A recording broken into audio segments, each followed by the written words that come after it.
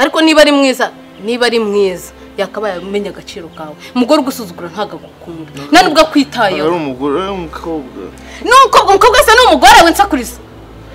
banza wishyira ku murongo wikunde umugore se nari umugore nuryamana nanjye buri munsi urarana nande se mbere yo kuvuga ngo nari umugore umukobwa Rabin ubu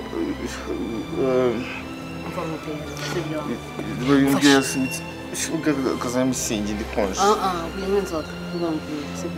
Subiza banza wisuganye. Banza wisuganye cyo mitondo wigiteho numara kwiyitaho. Wambare neza, tangira uvuge nk'aba gentle. Buri impamvu rega, buri hari impamvu rega mukobwa atakukunda umva se. Impamvu atakukunda rega ntawe nago bikunda. Reba ibintu uba wikora. Iyo kumva mu mutwe ufite ibibazo na be. Nako ndi kukuvanga uri kwivanga ariko haba ikibazo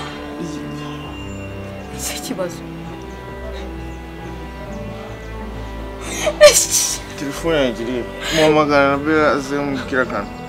ariko bera nagagukunda nagwagira ibintu bikwitaye ibintu nagureba abantu bakwitayeho ntago waha agaciro ibikuzengurutse nibyo ushaka kugeraho buri ufite intego mu buzima intego yawe n'umugore ako ndi wanjye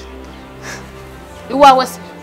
mu minsi itaho usaba n'inzererezi nukomeza gutyo usaba n'inzererezi utagira naho utaha yifite amafaranga amafaranga barakore nago bayatoragura gumuyasesagure wirirwa mu nzoga ejo bundi uzasigana n'urumiye uzasigana n'urumiye nukomeza kugira gutyo ufite amafaranga je nago ndi umukene ufite amafaranga je nubwo nandi umukene nubwo ndi umusabizi nkawe umusabizi wa mbere n'uwirirwa asaba urukundo Ura mundese. Mwiza, anabere mwiza. Ariko ubwire kuronza nende byere. Aho shaka byere. Shaka byere. Shaka nzagana. Buricho. Rero zishaka. Kamwe ariko ikintu cyo gukora. Jya muri douche, ukarabe, uryame mutongo ufite akasi. Ntare bisingiye kujye. Ugomba gukorerwa rega na bera ntagakunda n'abantu batari uri ubwawe n'uri seriye nta mugore ukunda abantu batari serious uretse ngiye wasaze ugukunda gusa nta wundi mugore wagukunda wigira gutyo aho umuntu wasize ninde hano wowe wasaze se ira modoka ni yawe uzana gukoresha impanuka nukomeza kwigira gutyo je narize amategeko wize amategeko amategeko nanjye nize tambugaza makuru ndarirangiza ndadefanda afite PhD zinga ariko nirwa ni kinyuma yawe nta nakamaro nta ikintu ushoboye uretse kugirirwa uririmba abakobwa ntago wakisugana ukunyirukanywa wagiye n'imbere sukirwa urembaza iki ukuruka inyuma yanjye jya n'imbere rukanye genda shanse furandagaye sha umvira Kuroreze ne mushoma iki nukomeza kwigira gutyo uzatuma niceza umunsi naguteye amazi ariko ufite ikibazo haguruka Fayhana oya Fayhana aho bayohereye cyane wese tugende cyangwa nikumene Fayhana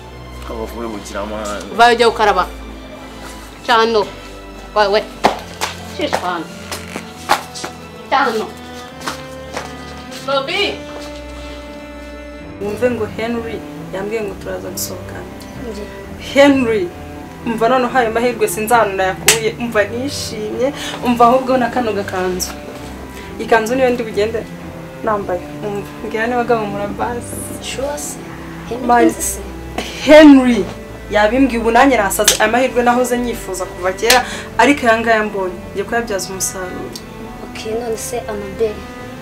bamukazana ndi hosting sha Henry nagakunda ibintu by'urusaku umuntu utuje umva ibyo ngibyo ntabwo yabishobora nyine umva yambwiye tujye ahantu hatuje kandi ayo mahirwe se naritesha niyo yambwiye ngo njye he mbanza nahajye oya byose birashoboka sajye kugusohokana se iyo umuntu bagiye kumusohokana ni ushaka location aya sho ntabwo byakunda sha ntabwo urajya mbimubwiye none ahita nabihindura amahirwe nayabonye ntabwo nayatesha agaciro man ntabwo wabyumva Henry ndamukunda ku buryo udashobora no kubyumva ariko ikintu kimbabaza nuko atankunda okay man birambabaza ako nyine gusa nta kundi nabigenza gusa mfite ikintu nakora kugira ngo Henry akunde nkuko mukunda ntagikora uzagerageza amahirwe Shamani ntago yabyemera n'abantu dukorana bose babazi ko nyine ndi kumwihomaho Henry habe n'agaca no kuvuga ngo ni inshuti basi noneho urabizi umuhungu yamenye kumukunda harakumva batabona ko uri muto nari ikintu yongera kuvugisha none se n'ubushita bitabwanga Anabel umuntu yabaje kumusohokana akatagukunda mari nagankunda pe ni nanjye wabimwisabiye wumve ngo ninjye wabimwisabiye namusabye nyine nyuma y'igihe kinini tarahari basi tujyane twicara ahantu basi tuvugane ho gato ninjye ubwanjye wabimwisa mani ibazaho umukobwa noneho ajya kugusaba ibyo bintu ibaza uburyo aba yaragusariye yawe uri umukobwa mwiza wowe nimuganira umubwire ko umukunda kandi yifuza ko akubera inshuti birenze uko muri inshuti sinzi ko abyemera sho ntabwo mbizi gusa nyine nawe ngize amahirwe ko ndamukunda simbizi pe ako nyine ayo mahirwe basi mbonye ndayabyaza umusaruro amahirwe yo kubonana ugerageza amahirwe ariko genda umva mwagerageza mukazana kandi tonight shasho nyine ntago byakunda ubungubu nyine sinabikubwiye se akunda ahantu hatuje kuki uba wumva utaba ahantu njyewe ndi ntago ari ukubyanga pe urabizi ko nta byanga umuntu nemera ko tubana mu nzu urabizi ko twabaye inshuti kuva kera rero ibyo ngibyo ntago byakunda byo Henry sinshaka kumwikura urabizi mujyanye muri karakavu urabizi ibintu ba murimo mwirwa mu rusaku wapi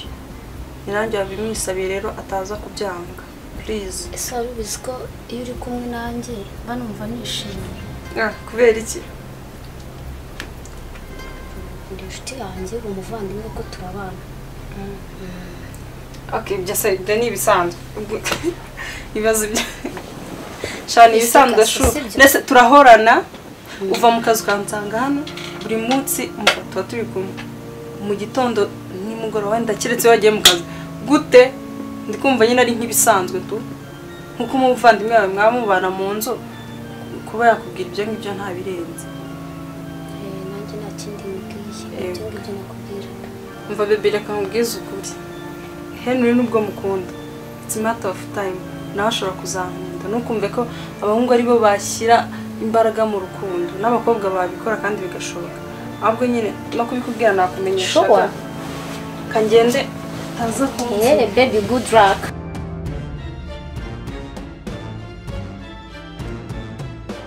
Yeah, Henry.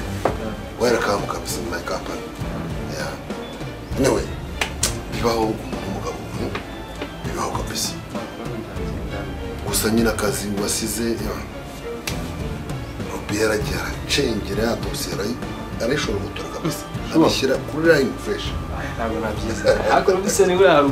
harukunjya mwizeramo aragerageza pe kuko ndakubwira ngo ibintu bishyize ku murongo neza ikirego kirangira. nta n'ikibazo yagize mbese reka rwose nimba sinzi unace nimba afite ubwenge bugana gute umuntu umuhanga cyane ndamugura agafanta kuko nyine akenshi na kenshi ariko wajya agira n'umurava mu kazi ukabona ko ashaka gucengera ibintu akabikora sisha uzi umunsi bampa amakuru bambwira ko ngo wafashwe bari kunyereka kuri polisi bagushyira amapingu naravuze ntiriya dosiye kera kibazo kimwe cyanyirije imisoro ya leta niba ukozeho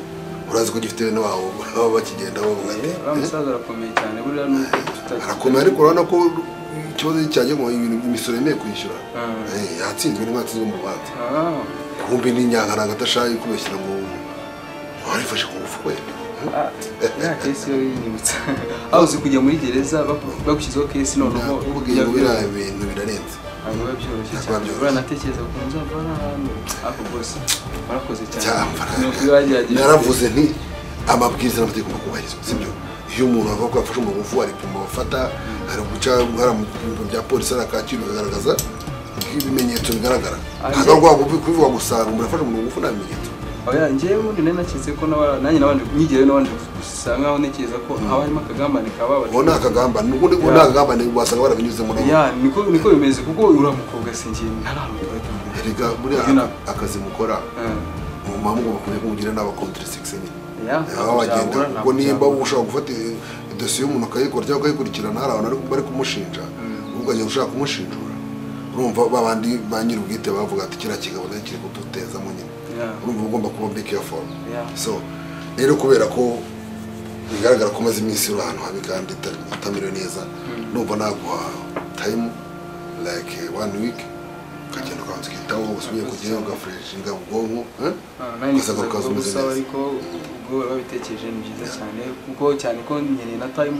mukobwa nanjye nkwiye kumuba hafi kuko urabona nanjye nubwo byankozeho ariko nawe ntabwo byabura nawe cyane na cyane usanga n'abakobwa nabone babagizemo hari amafamiye ngo mwana wacu ngo ibiki n'ibiki ngo ariko umukobwa nimba mwarekundaniraga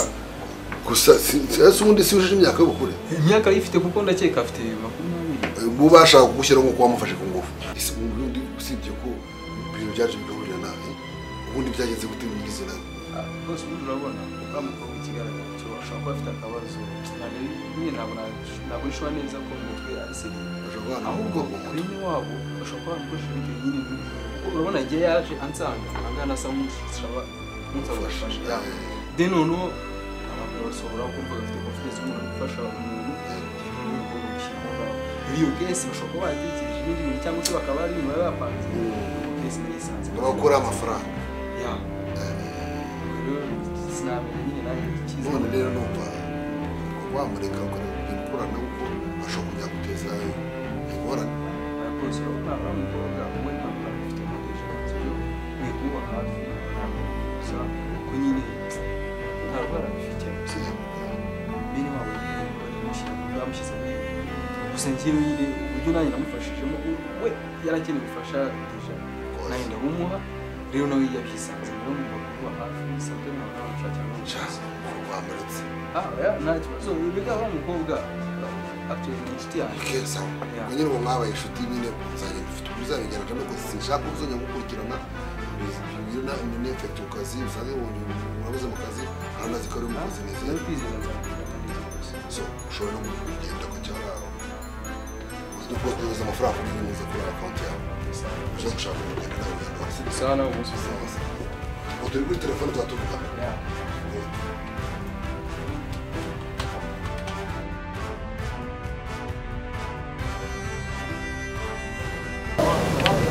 Ana Swift bitese uracyari mu rugo shana nanjye nyine nagiye nyine sinari nakubwiye ko ngiye gusohokana na Henry ubu ngubu niho nagiye umva ndicaye ndamutegereje ntago araza ariko ngira ngo n'ubundi nawe agiye kuza ko niko yarambwiye wese uri mu duki okay shaka mutegereze nyine kamutegereze ndebe kaza bwo nta kibazo nawe turaza kongera guhuza nayo sabaye sho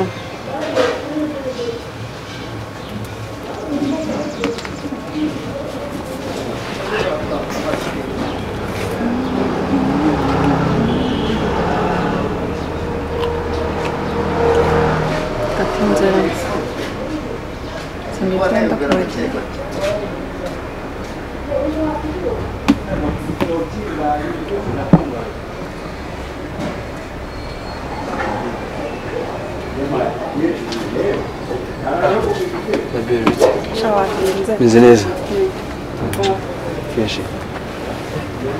sorry nyine tu watinda sarubunduki sha nyine nagize gahunda nyinshi kubera ko abantu twa dufitanye gahunda ariko nyine mbanza kuhanyura gusa n'ubundi ndasubirayo kuko ntabwo birangiye ndaza gusubira mu kanya baza mbese ikibazo ni uguha umuntu isaha warangiza ukayica ntabwo nzi ko nyine ugende gutyo nyine wovaho ariko kizima nuko mageze nicyo cyane hano hantu usanga ugenda ukahagenda cyane wasanga ujya wagenda na Robinson shapi ariko na Robinson nta kuntu Rob ni inshuti yanjye nta bindi byadanje shuni mwazikundana na Robinson ntabwo Rob twahoza ntabwo mukunda Rob mufata nk'umushuti wanjye biraho ngaho nibyo gukundana mba numva bitavamo shaka musonje mbona umwana mwiza nyine sinzi ko mbamubona ufite uko umubona ariko njye ntabwo gukundana byakunda okay aha hantu se wabonye ute wahashimye heza guturuka hariya na parking yabo mbonye nyine itagoranye murangiye akenshi njya ahantu nkareba kuri parking kenshi ariko nyine y'ahantu ariko ni heza nta kintu watwaye pe banahishimiye merci nyine tu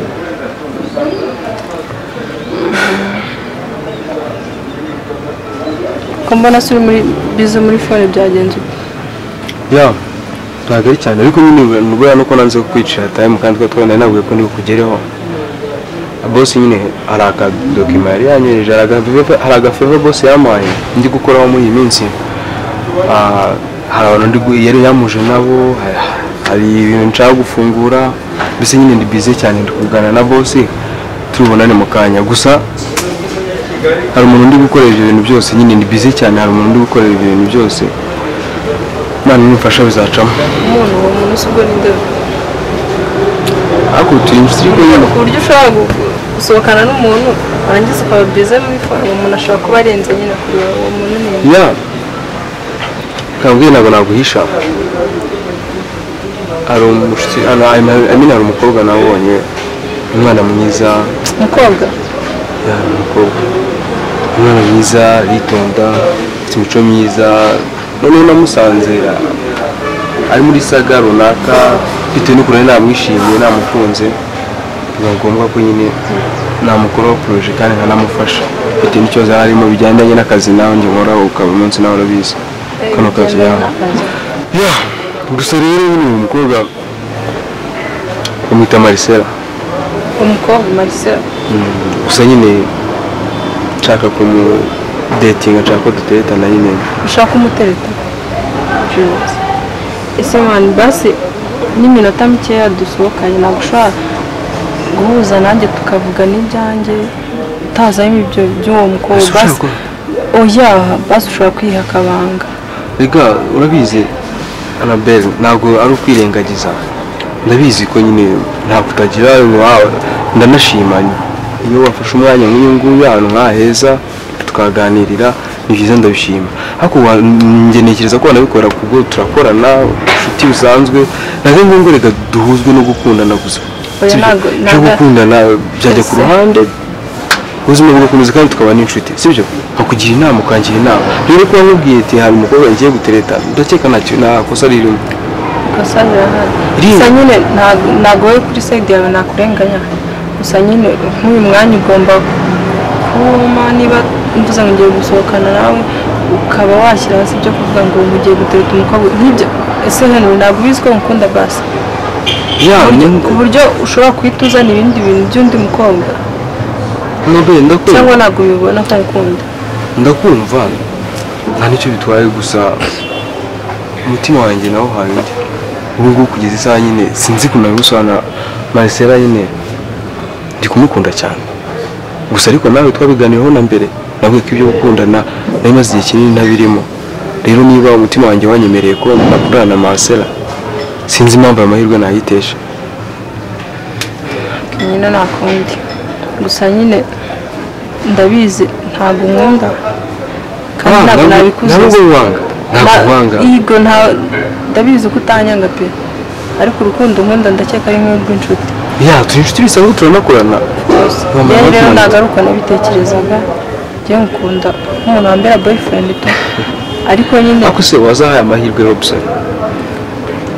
uko wumva nta mahirwe wawe nako nanjye numva ntabe n'agace nta n'amahirwe n'amakeya namu nyamara Robson ni bogari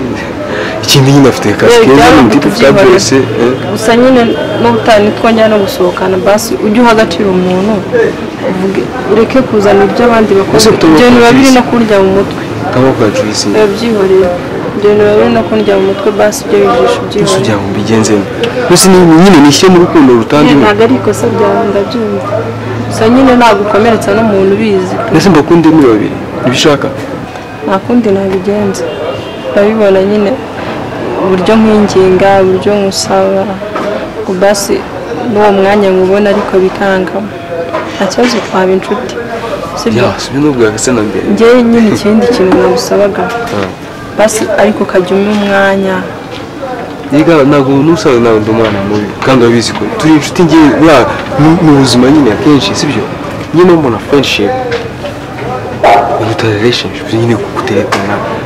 akenshi nyine naguma mwisanzurana ariko njye ntabwo wamenya ko atayimo tubonane tuganire ukangisha inama mwenda mbona byiza kurushaho ibyo ngibyo nta kibazo gusa nyine nawe ukansezeranya ko utazongera kunzana uwo mukobwa wawe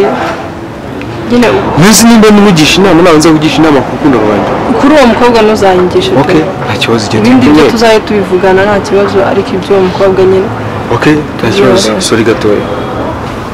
oui boss nari nakakoherereje ariko nakohereje reba kuri whatsapp yawe si ya naretse mu cyaro gatoya kuri ranchi kasimbuke nareba ndahita nkamushyira nawe nta kamverope ubonye ku meza ako ngako ndaje gatoya byibuze iminota 30 nawe ugezeho ok